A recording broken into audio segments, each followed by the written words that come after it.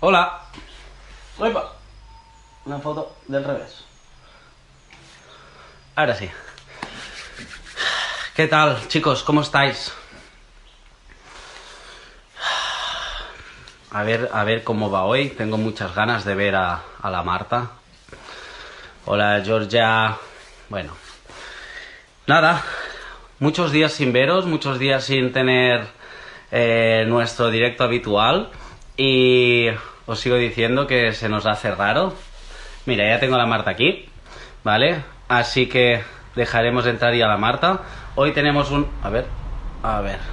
Muchos días sin veros. La semana, después 6.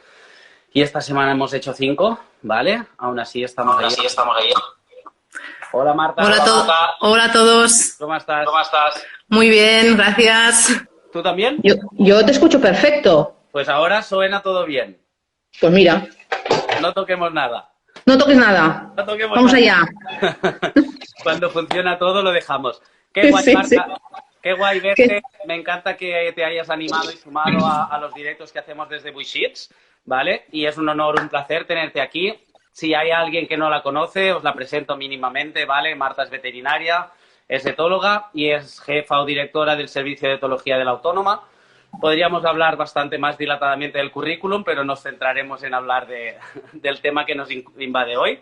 Y fue mi profe también del máster de etología y concretamente también fue mi tutora del proyecto que hice junto con Juan Manuel de Filosofía Animal, que ya lo conocen. Así Cierto, que cierto. Sí. Doy fe de toda esta información. Es toda verdad, ¿vale? También deciros que tienen un manual de etología del perro y el gato y estudios científicos de diversos temas relacionados tanto con perros como con gatos, ¿ok? Vale, y una preguntita relacionada con todo esto que nos ha pasado estos días. ¿Qué habéis hecho con todos los trabajos, los másters, todo lo que tenéis aquí? De entrada, claro, de un día para otro nos dijeron no hay clases. Un viernes nos dijeron el lunes no hay clases presenciales. Teníamos en marcha el máster de etología en animales de compañía y tenemos tenemos en parte todavía a 20 alumnos, la mayoría de ellos de América Latina, que habían venido estos 3 meses para hacer las clases presenciales.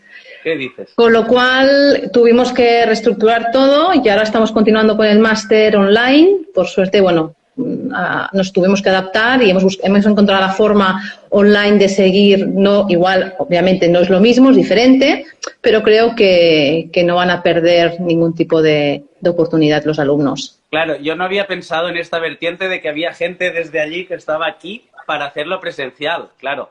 Y luego el problema que tuvieron para volver, Claro. te cuento algunos de ellos. Claro. Sí. Siempre miramos nuestra parte de cómo adaptamos el contenido y todo, pero en tu caso, que hay gente de todo el mundo, la gente estaba aquí y de repente te dicen fuera. Ya no hacemos Fuera, nada. exacto. Muy bien. No sé cómo lo has visto tú. Yo no era para nada pro seminarios online y me está gustando mucho los resultados. Creo que se están personalizando mucho las cosas porque la corrección individual y la demás gente que puede escuchar y ver todas estas cosas, estamos bastante contentos con los resultados, de momento. Nosotros estamos sorprendidos, gratamente, porque la verdad que primero sí que fue un poco estresante el cambiar todo el planteamiento de las clases y todavía aún estamos pensando en cómo evaluar, que eso tampoco es tan fácil, evaluar online, que sea justo, que seguro, etcétera, ¿qué voy a decir? Es la parte más complicada, pero sí que es cierto que yo creo que después cuando coges un poco el truquillo, ¿no? Puedes hacer trabajos que no harías presencialmente, creo. Muy Yo creo bien. que todo tiene partes buenas y partes menos buenas y es cuestión de adaptarnos, no hay más. Ya me pasarás algún truquillo que seguro que vosotros vais pasando. Perfecto. Eso. Vale, Marta, pues nada, hoy venimos a hablar sobre el tema de que se ha hablado bastante. Nosotros desde Bullshits no lo hemos tocado, pero en las redes colegas de profesión han estado hablando bastante del tema de la ansiedad por separación y hemos creído oportuno, ahora que empieza el desconfinamiento progresivo y todo, a ver qué nos encontraremos y antes que nada me gustaría que definieses qué es la ansiedad por separación, qué entendemos por esto. Bueno, es un problema, por la gente que no esté familiarizada, es un problema muy frecuente de comportamiento que presentan algunos perros cuando se quedan solos en casa cuidado, porque también puede parecer cuando se quedan sin la figura de seguridad. Dicho de otra forma, se quedan sin contacto con el propietario con el que tienen un vínculo más fuerte, para entendernos, ¿sí? Este problema también es cierto que, y me gustaría ahora aprovechar el momento para decir que el término de ansiedad por separación es un término que la tendencia es no utilizarlo. Es decir, igual a mí se me escapa todavía, ¿no?, de tantos años utilizar este término, pero ahora se prefiere el término de problema relacionado con la separación. Y un poco el porqué te lo explico muy rápido, y es porque antes asociábamos que siempre había un problema de ansiedad asociado a este problema, y ahora hemos visto que hay otras emociones negativas involucradas. Es decir, hay perros que el problema es miedo, frustración, cada vez más, además de ansiedad. Con lo cual, preferimos utilizar el término problema relacionado con la separación. Eso no significa que de vez en cuando se me escape a mí ansiedad por separación. Bueno, lo tenemos muy integrado, así que igual que antes se hablaba del periodo crítico de socialización y quedó en desuso, ¿no? Lo adaptamos, pues creo que también iremos en... Poco a poco. Claro. Y una vez ya tenemos más o menos el problema definido, que cambiaremos ansiedad por problema relacionado con, ¿por qué pasa? ¿Cuáles serían los motivos por los que...? Una otra pregunta antes, ¿en gatos se puede dar o no? Mira, el otro día justamente me escribieron unos de una universidad internacional para preguntarme si podía colaborar con ellos para hacer un estudio sobre problemas relacionados con la separación en gatos. Hay un artículo de nuestro compañero Moisés Heimblum en que hay una como recopilación de casos de ansiedad por separación en ese momento en gatos, pero yo no descarto que exista este problema, pero sí que es cierto que, al menos en nuestra casuística, es no presente, dejémoslo así, ¿vale? Y pensar una cosa, que estamos hablando de un problema que en el perro hay algunos que más de un 50% de los perros en algún momento de su vida pueden padecer este problema. Así que es un problema en el perro extremadamente frecuente. En el gato, ¿descartamos este problema? Yo no lo descartaría, pero yo no tengo experiencia. Ok. No, me ha venido la pregunta así y te la formulaba, ¿vale? Entonces nos centramos en los problemas relacionados con la separación en perros. ¿Y cuáles serían los motivos por los que un perro puede desarrollar este tipo de problema? Esta es la pregunta del millón también. A ver si lo puedo explicar de una forma simple y clara. ¿Por qué digo esto? Porque hasta hace muy poco, siempre que mirábamos bibliografía, un paper, un libro y mirábamos, ¿no?, el capítulo de ansiedad por separación, el problema era un hiperapego. ¿Me explico? Y ponían hiperapego como exceso de dependencia. Bueno, eso es un término hiperapego que no se utiliza porque el apego es algo positivo, el exceso de dependencia es algo negativo. Pero bien, además de eso, lo más importante es ¿por qué sucede? ¿O por qué puede suceder? No es tan sencillo como decíamos antes, que todo lo achacábamos a exceso de dependencia.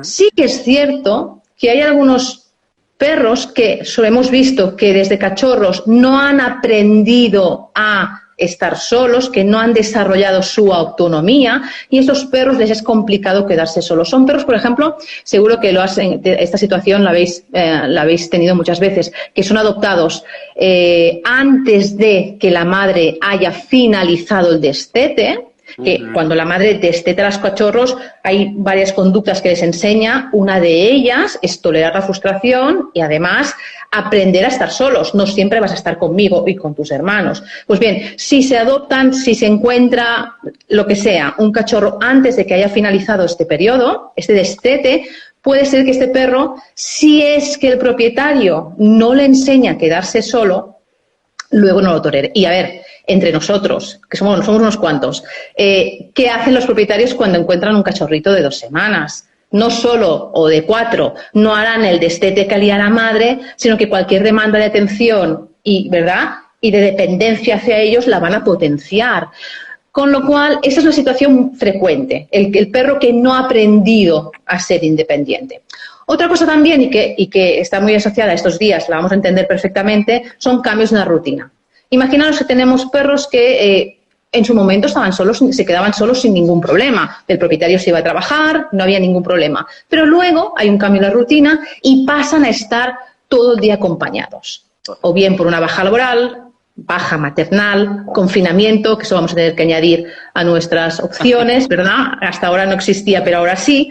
Pues bien, claro, el perro pasa a estar todo el día acompañado y después, este post-confinamiento puede ser que de golpe pasa a quedarse solo de nuevo 8, 10 horas. En ese cambio de rutina es cuando muchos perros pueden reaccionar con frustración, ansiedad, etcétera.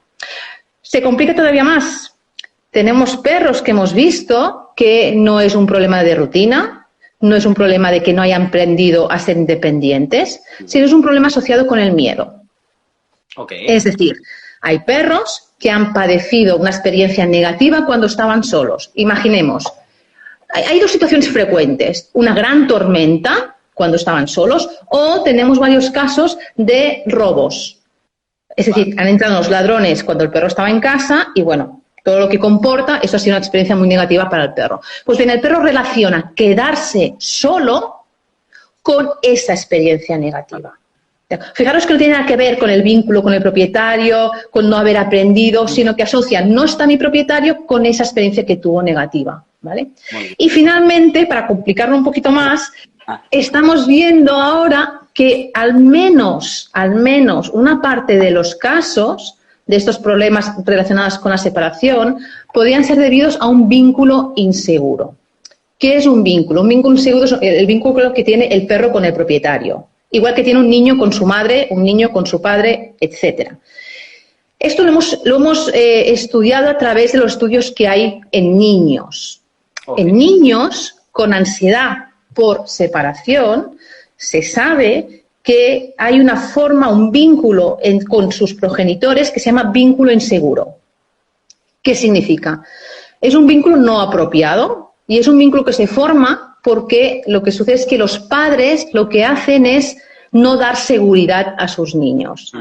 Potencian que sean independientes antes de tiempo, cuando necesitan su ayuda no les dan esta ayuda, son inconsistentes, de manera que realmente el progenitor no es claramente la figura de seguridad. No sé si me explico porque es un tema muy complejo, pero los estudios en niños son muy claros. Ese vínculo favorece que el niño tenga ansiedad por separación, con un alto grado de frustración. Cuidadito.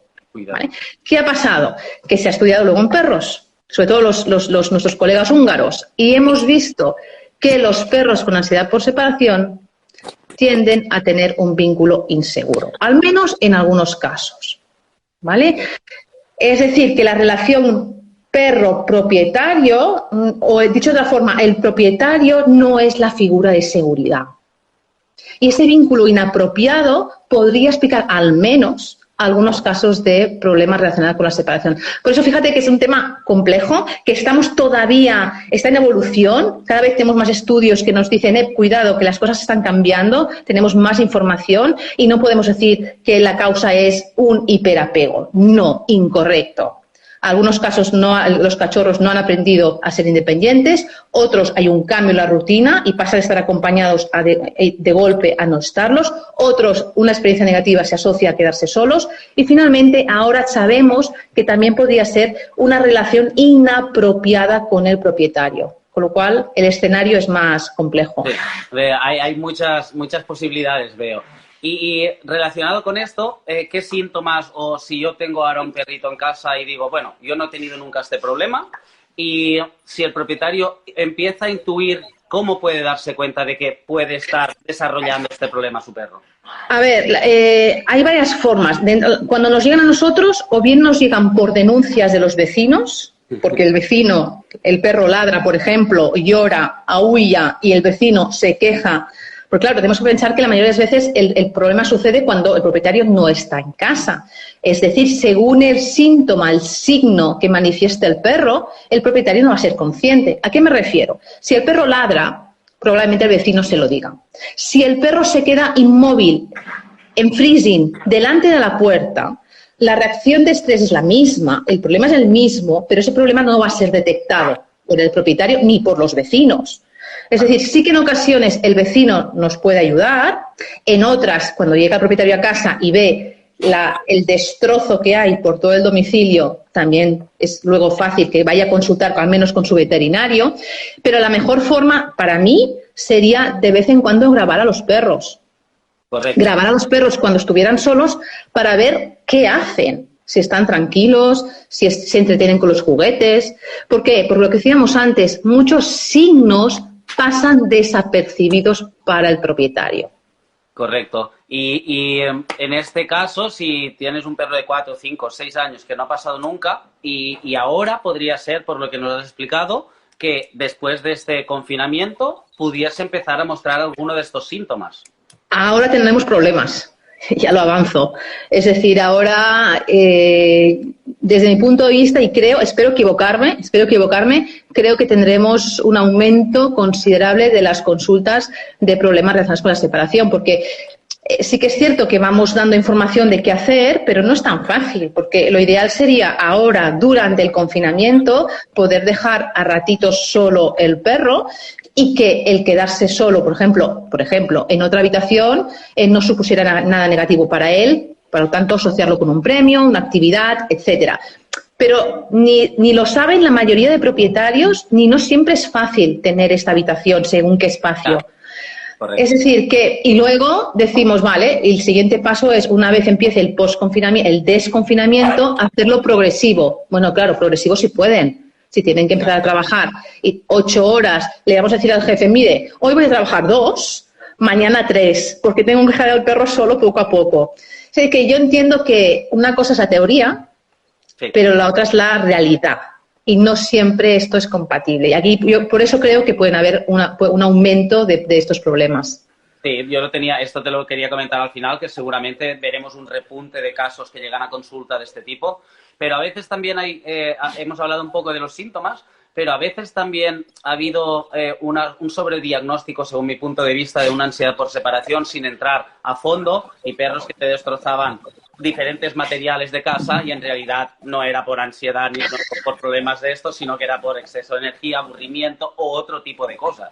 Correcto, por eso también es muy útil el vídeo. El vídeo nos facilita el confirmar el diagnóstico y si hay ansiedad, miedo, frustración, un poco identificar el nivel y el grado, porque hay perros que tienen otros problemas que solo manifiestan cuando se quedan solos y no es un problema relacionado con la separación. Hay perros que hacen pipí caca, digamos, en casa porque aprenden, no lo hacen en la calle, pero aprenden a evitar el castigo cuando está el propietario. O muestra una conducta destructiva por una conducta exploratoria intensa, porque es un cachorro, y de nuevo, lo hacen solo cuando están solos en casa para evitar el castigo. Es decir, que el perro manifieste un signo determinado, conducta destructiva, vocalizaciones, eliminación, solo cuando se queda solo, no es sinónimo de problema relacionado con la separación. Se tiene que hacer un diagnóstico diferencial y se tiene que mirar que hay otras posibilidades.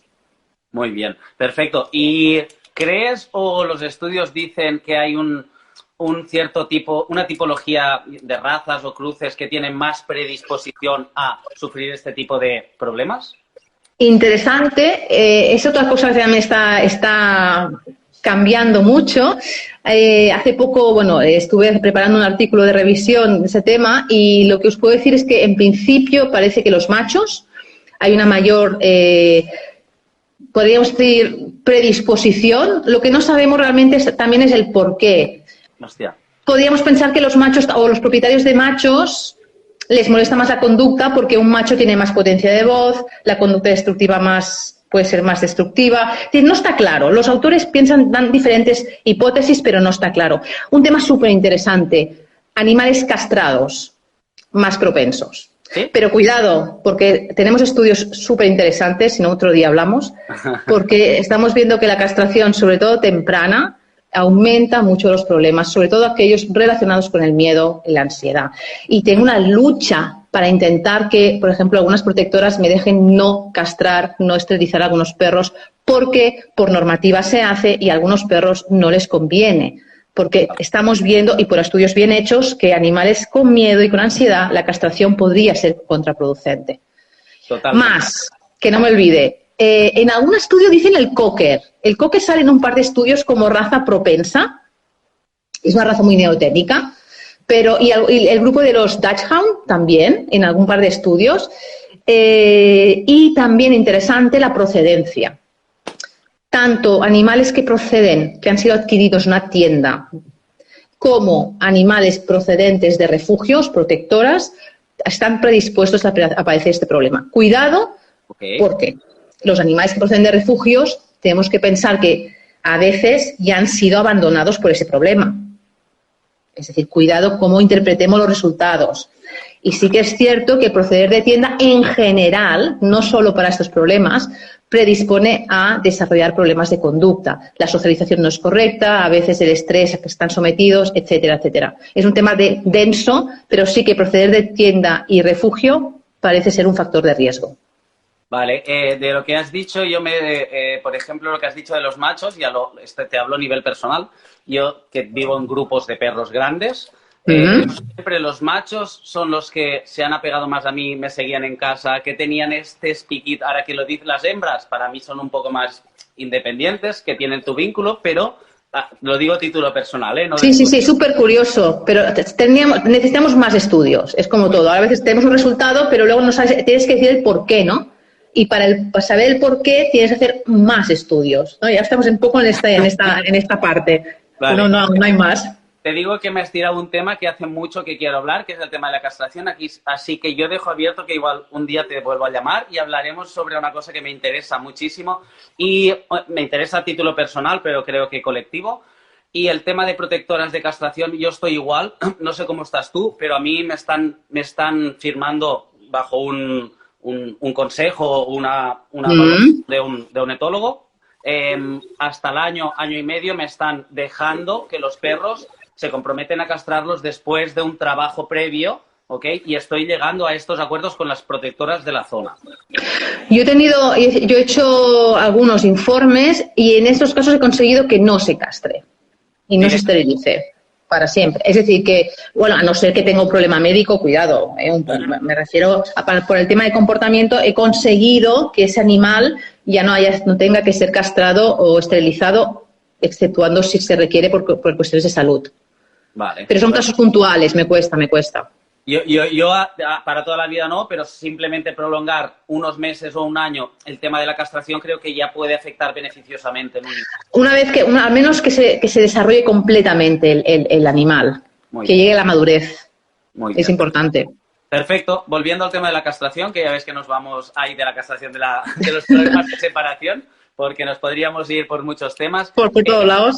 ¿Os habéis dado cuenta también de si hay una comorbilidad con los problemas de separación? Explico lo que es, ¿vale? La comorbilidad es si se dan junto con el problema que decíamos, ansiedad por separación, otro tipo de problemas de conducta en el mismo perro. Sí, hay muchos estudios, muchísimos, que confirman esta comorbilidad entre problemas relacionados con la separación y fobias a ruidos. En general fobias, pero sobre todo ruidos. Vale. Por eso te decía que algunos perros, explico, ¿no? La implicación del miedo.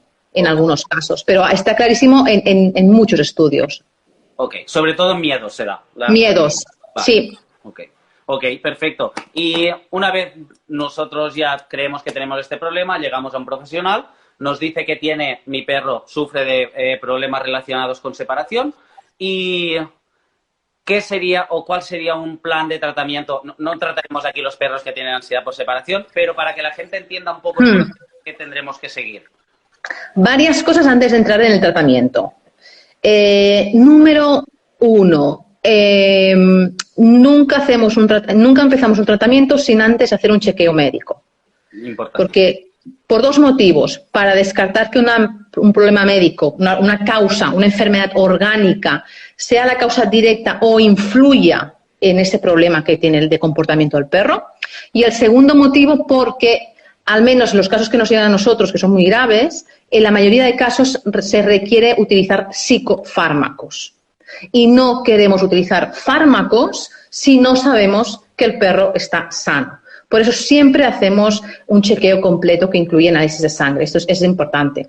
2, confirmamos con el vídeo siempre, aunque venga diagnosticado el perro por otro veterinario, para lo que decíamos, confirmar el diagnóstico y ver el nivel de estrés que tiene el perro, ¿sí?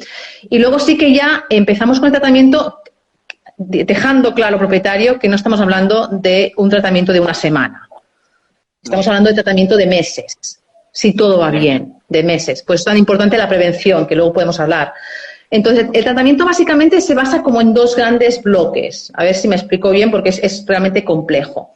Por un lado, se trata de modificar la conducta del perro para que aprenda, tolere a quedarse solo de nuevo. Okay. Y por otro lado, lo que tengo que hacer a la vez, no después, sino a la vez, es reducir el nivel de estrés que tiene el perro a diario. ¿Sí? Es decir, que yo mientras estoy enseñando a quedarse solo, pero yo tengo un perro súper estresado. Tengo que ya tomar medidas desde el principio, ¿ok? Para reducir este estrés. Entonces, para el primer bloque, para el tema de cómo habituar al perro a quedarse solo de nuevo. Algunos ya los habían aprendido antes, otros no. En estos casos, cuidado, va a depender también si hemos identificado que hay miedo, es decir, va a variar un poco el tratamiento según la motivación, pero en general voy a hablar. Lo que hacemos es que algo que, ¿cómo decirlo? Que en la mayoría de libros está al contrario. Es decir, ¿cómo vamos a explicar esto? Me has metido en embolado. Robert, a ver, si vemos la bibliografía... Mójate. Me voy a mojar. Si vemos la mayoría de libros, excepto el nuestro, porque es que es así, no puedo decirlo de otra forma, está publicado el estudio, obviamente, y vamos a volver a publicar en breve. El tratamiento típico estándar de la ansiedad decía, vamos a hacer que el perro no sepa cuando el propietario se va de casa. Entonces, lo que hacían era habituar, es decir, si para el perro coger las llaves, ponerse el bolso, era igual, por una cuestión de condicionamiento clásico, que salida, ¿sí? Lo que hacían era romper esta asociación, este condicionamiento. Y lo que hacían era, se le decía al propietario, tú coges las llaves cuando tú estés en casa y te las llevas a la cocina o te las llevas al baño. De manera que al final, coger llaves no es sinónimo de salida. Rompemos ese condicionamiento. Si conseguimos que no sepa cuándo te vas, estará más tranquilo antes de que te vayas y durante la salida. Esto nadie lo ha comprobado. Y esto va en contra totalmente de los principios del estrés. Es decir, si miramos bibliografía y nos metemos a estudiar estudios en humana, en roedores, sobre el estrés, sabemos que cuando un estímulo es negativo, el poder predecir cuándo aparece ese estímulo da control al animal y reduce el estrés. Es decir, el estímulo continúa siendo negativo para el animal, pero si yo le aviso de cuándo va a aparecer, también sabrá cuándo no estará. Y esta capacidad de controlar cuándo aparece lo malo y cuándo no está, esa sensación de control, hace que ese animal no esté en una situación de estrés crónico. No sé si me he explicado porque es un tema súper complejo. Claro. Entonces, lo importante, la palabra clave es la previsibilidad que le correcto. Entonces vamos a incrementar la previsibilidad de la salida del propietario. ¿Cuál es el evento negativo? La salida del propietario. ¿Qué es lo que vamos a señalizar? La salida del propietario. Vamos a hacer que la salida sea previsible. Le vamos a decir al perro, te vas a quedar solo, colocando, por ejemplo, una señal. Y esa señal la eliminaremos cuando estemos en casa y el perro podrá relajarse. No solo eso, cuidado, eso es una cosa. Además, yo tengo que habituar al perro poco a poco a quedarse solo. Porque, claro, hay gente que me dice, sí, yo lo estoy habituando a quedarse solo, me acerco a la puerta, luego estoy un minuto, luego vuelvo a entrar y le digo, vale, muy bien, ¿y cómo lo haces? Bueno, pues me acerco a la puerta, vuelvo a entrar y ya está, hago ver que me voy, ¿vale? Y luego te vas a trabajar, sí, 8 horas. A ver, esto no tiene ningún sentido, no es una desensibilización correcta, porque si el perro se habitúa a una intensidad de salida, me lo invento, de 1 minuto y luego te vas 8, la habituación se pierde desde el punto de vista de aprendizaje. ¿Me explico? Entonces, ¿cómo podemos enseñar a un perro a quedarse solo y que el propietario pueda irse a trabajar? Lo que hacemos es poner otra señal. Diferenciamos la salida verdadera, recordad, la que le decimos al perro, te vas a quedar solo, de la salida de entrenamiento. La que le decimos al perro, tranquilo, es un entrenamiento, que es una señal segura. Correcto. ¿Sí? Diferenciamos las dos cosas. Y esto nos va a permitir que el propietario vaya a trabajar y que el perro aprenda poco a poco a quedarse solo. Y súper importante, me gustaría aprovechar el momento, hacer estos ejercicios de señal segura, de salidas seguras, de señales o salidas falsas, como queráis decir, en una zona segura. Importantísimo. Esto se tiene que trabajar en una zona donde el perro tienes que asociarlo con... Porque ahora imagínate que yo le enseño a quedarse solo y utilizo la cocina, donde yo habitualmente encierro al perro. Esto es un término muy, muy interesante que se llama miedo contextual, es decir, el miedo que asociamos al lugar donde nos ha pasado algo, ¿no? Si cuando hemos ido a un ascensor se nos ha parado y hemos tenido una experiencia negativa, cada vez que subamos a un ascensor estaremos intranquilos. Esto es miedo contextual. Pues esto también sucede en los animales. Con lo cual, para evitar esto, vamos a trabajar esas salidas progresivas en un lugar neutral y asociarlo con algo positivo. Y paralelamente, cuando nos vayamos, se continúa dejando al perro encerrado donde siempre lo hemos dejado, marcando la salida. Muy bien. ¿Okay? Muy bien. Ligándolo Luego, había una pregunta que hacía una chica que te quería guardar para el final porque me parecía muy interesante y la estaba explicando. ¿Puede un perro tener ansiedad en un solo entorno? Mi perro ladra cuando se queda solo en mi piso, pero no en casa de mi madre. Entonces, miedo contextual. Lo que está Miedo contextual. Hay perros que solo arreglo el problema cambiándolos de lugar, porque ha pasado algo. El miedo es que es súper interesante, es que es un tema muy apasionante, no me puedo... Pero el miedo contextual es mucho más marcado cuando es un problema de ansiedad que cuando es un problema de miedo.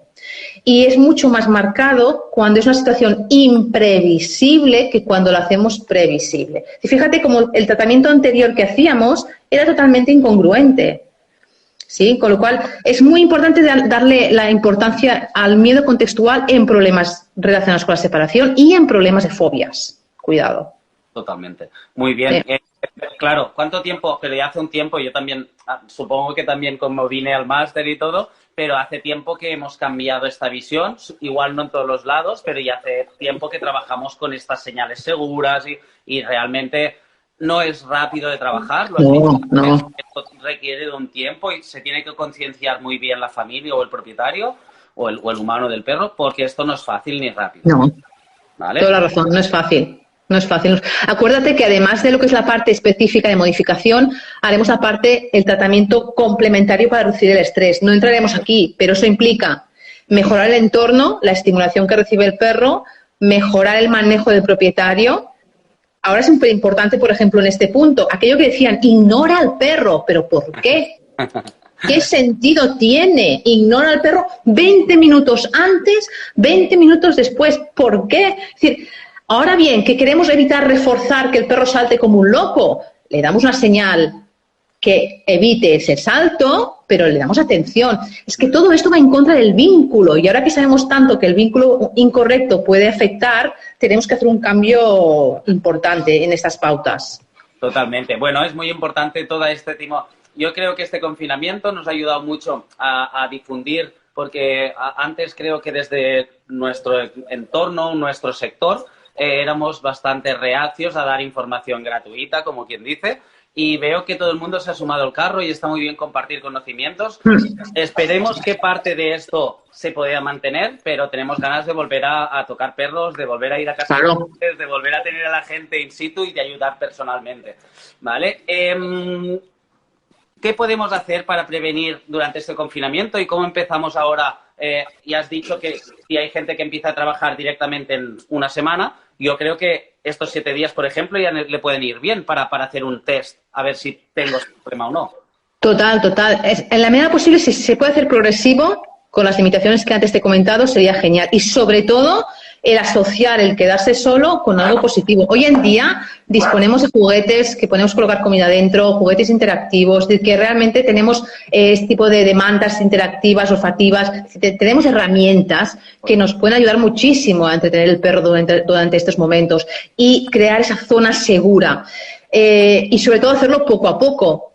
Yo aprovecharía hacerlo cuanto antes y grabaría. Grabaría al perro varias veces para asegurarme de que todo va bien. Yo creo que esto es muy importante. Y al mínimo indicio, consultar, porque no es lo mismo tratar un problema cuando lleva instaurado un mes que cuando se ha cronificado y es mucho más grave. El pronóstico no tiene nada que ver.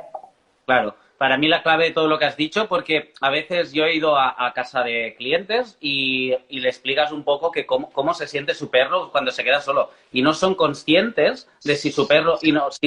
Si solo hay un deambuleo, un freezing, si solo hay algo que no te dé un problema visual físicamente cuando tú vuelves, o se quejan los vecinos, que esta es la otra, hemos grabado muchas veces y la gente alucina de el perro jadeando por la casa, pero no se dan cuenta cuando vuelven porque el perro ha dormido, lleva 5 horas, está exhausto y no se ha dado cuenta de esto. Correcto, es lo que decíamos, que este problema seguramente está infradiagnosticado. No es culpa del propietario, simplemente que no puede identificar que hay un problema. Por eso que, independientemente de las... Sí que es cierto que ahora más que nunca, pero siempre iría bien de vez en cuando poderlos grabar para poder detectar estos problemas que pueden aparecer únicamente cuando se quedan solos. Yo creo que es lo más conveniente. Muy bien, muy bien. Muy bien. Vale, ¿quieres añadir algo de este tema? Porque si quieres te quería preguntar alguna otra cosita, pero algo más de la ansiedad así. Bueno, has hablado un momento, perdona, de fármacos. Yo no entraría a hablar de fármacos, pero la gente tiene que ser consciente que en problemas extremos la ayuda farmacológica podría ser... No, en problemas, mira, de los casos que recibimos nosotros, el 100% sale con psicofármacos y más, a veces combinación de ellos. Y tenemos que pensar que no son tranquilizantes, son ansiolíticos. ¿Y qué conseguimos con estos fármacos? Básicamente 2 cosas. Una, mejorar el bienestar del perro, porque reducimos la respuesta de estrés. Y 2, facilitar la instauración del programa de modificación de conducta. Los fármacos son temporales, mientras el perro aprende a quedarse solo, pero en muchas ocasiones son totalmente imprescindibles. Lo que sí que quiero recalcar, aprovechando que me has dicho, añade, si tienes que añadir algo, aprovecha, es no aconsejamos nunca utilizar jaulas, encerrar al perro en una jaula, colocar bozales porque destroza o collares antiladrido, entre otras cosas. El último estaba en jaula y con bozal.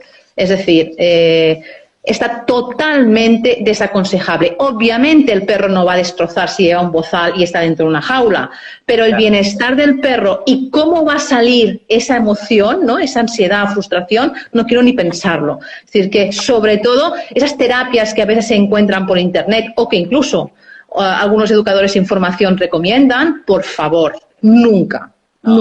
Claro, es que aquí también es lo que decimos, el perro es mejor que no se coma el estrés, si se come el estrés se queda freezing o hace el deambuleo, tú no te enteras y el hecho de no enterarte no te hace consciente del problema, no llegas a consulta, entonces es complicado. Y esto lo que hace es simplemente evitar el daño material para el propietario, no el daño emocional para el perro. Exacto, totalmente de acuerdo. Vale, esto es importante. Vale, había una pregunta por aquí que estaban hablando ahora, que también tenía por si te la preguntaba. ¿Eres partidario de usar en este tipo de casos algo de difusores que ponían de enchufes, o sea, tema de DAPs? Feromonas. Sí. A ver, las feromonas apaciguadoras caninas, que es el Adaptil, que está en forma de collar para perros de exterior, difusor, como si fuera un Ambipur, o spray, no se pueden utilizar, no hay ningún problema, como complemento, pero no podemos esperar un efecto marcado si el problema es grave. Siempre se debe utilizar como complemento. A mí me gusta más, concretamente, las feromonas cuando no hay un problema y quiero evitarlo. No sé si me he explicado. Es decir, llega un cachorro y quiero crear una zona segura. Tengo un pote enorme, ¿me explico? O quiero habituarlo a transportín, o quiero habituarlo a ir en coche. Ahí sí, pero ahí es como me facilita la habituación. Cuando ya tengo un problema grave, seguro que me va bien, pero necesito más. No puedo solo apoyarme en ellas. Correcto, esto es importante porque yo también soy partidario de si alguien...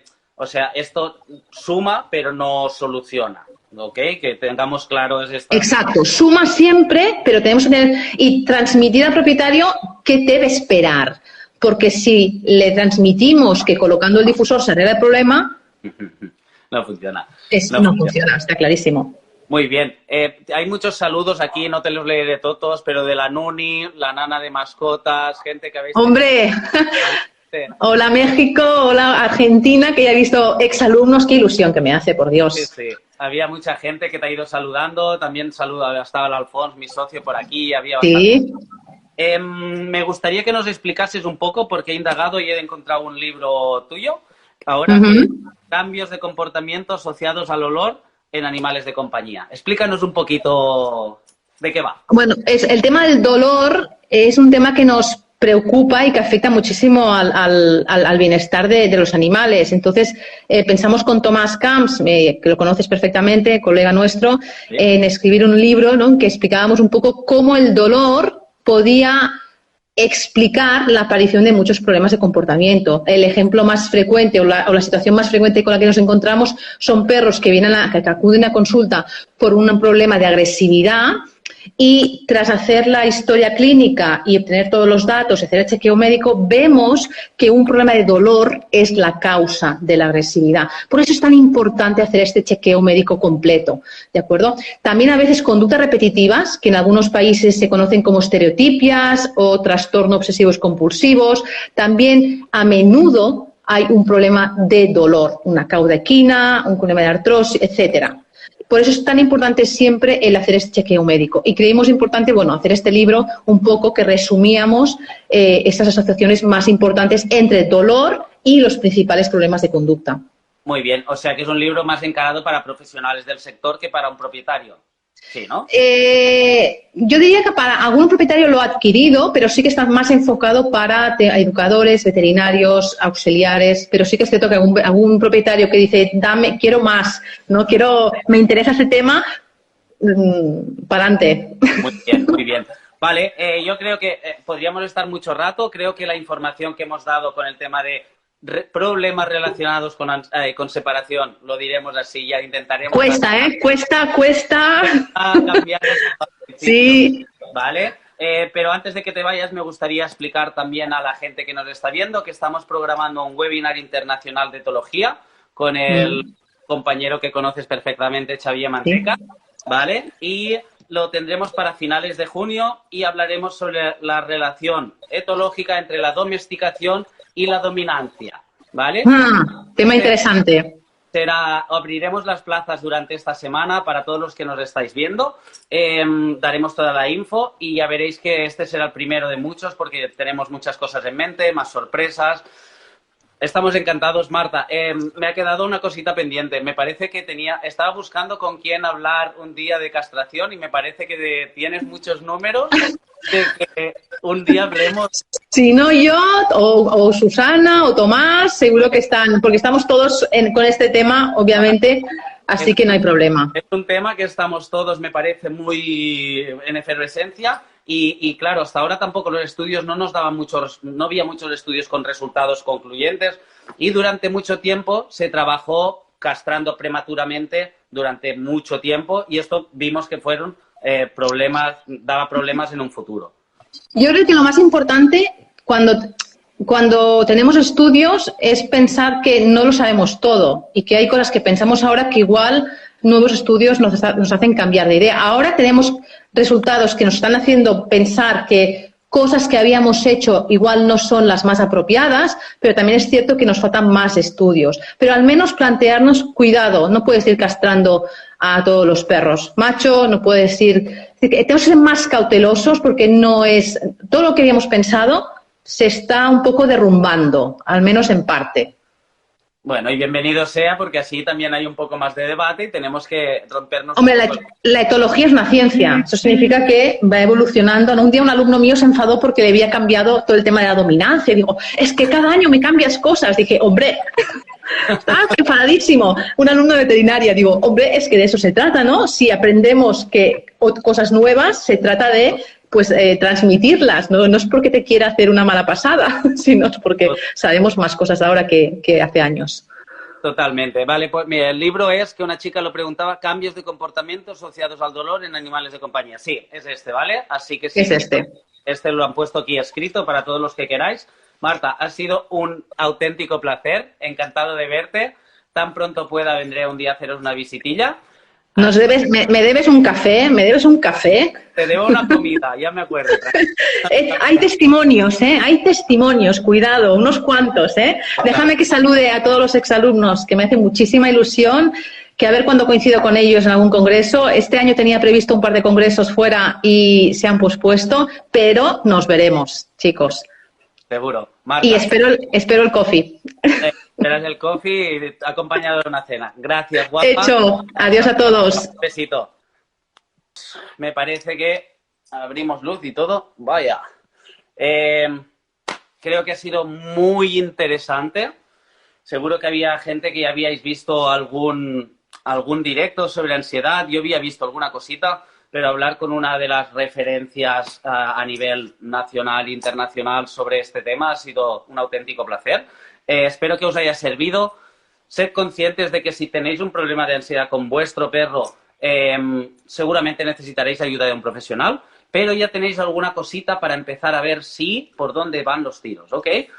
Mañana es miércoles, como todos los miércoles estaremos con mi socio Alfons, que lo veo por aquí. Hola, cariño. Mañana es miércoles, Alfons, preguntas y respuestas. Estaremos respondiendo a todas vuestras preguntas. Hoy, gracias por todo lo que nos estáis dando. Estamos encantados. Tenéis muchas redes sociales de WeSheets ya. Y esperemos... Sí, el libro que recomendamos para este tema... Hay varios, pero son antiguos, ¿sí? En México podéis encontrar seguramente alguno del James O'Hare, que se llama Solo en Casa, ¿vale? James O'Hare. Es un poco denso para los que no estéis muy metidos en el tema. El James O'Hare es un autor, pero escribe un poco con tecnicismos, ¿vale? Pero tiene un libro relacionado a ansiedad, problemas de ansiedad, quedarse solo en casa o algo así. Así que nada, os espero mañana, ¿vale? Hablaremos con el Alfons, os responderemos si tenéis preguntas, ya sea del tema de hoy, de otros temas relacionados con el mundo del perro. Y ya habéis visto que tenemos una semana bastante completita, así que esperamos veros estos días por aquí. Espero que os haya gustado la información y esto se quedará grabado en nuestro canal de YouTube.